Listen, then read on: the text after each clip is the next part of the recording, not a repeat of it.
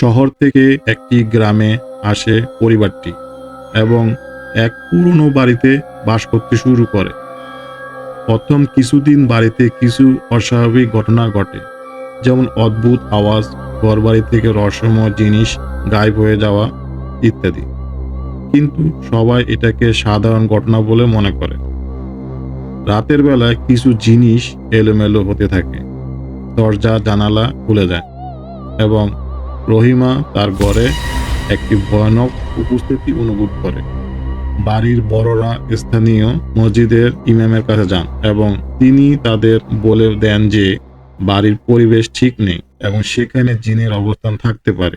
ইমাম রুকাইয়া ও অন্যান্য ইসলামিক পদ্ধতিতে জিন তাড়ানোর চেষ্টা করেন।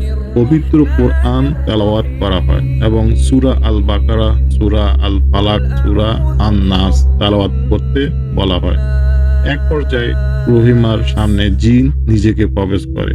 সেই জিন জানায় যে তাকে কষ্ট দেওয়া হয়েছে, তার বসবাসের জায়গা আগমন করা হয়েছে।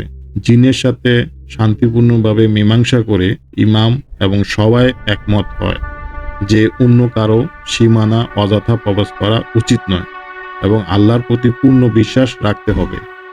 গল্পটির শেষ অংশে উপদেশ হলো, আল্লাহ আমাদের যে পথে নির্দেশনা দিয়েছে সেই পথে চলতে হবে এবং অদৃশ্য বিষয়গুলো আল্লাহর উপর ছেড়ে দিতে হবে। নিজেকে সবসময় কোরআন ও হাদিসের আলোকিত পথে রাখলে কোনো অশুভ শক্তি আমাদের কাছে আসতে পারবে না। যদি এই ধরনের নতুন গল্প আরও দেখতে চান তাহলে চ্যানেলটি সাবস্ক্রাইব করুন।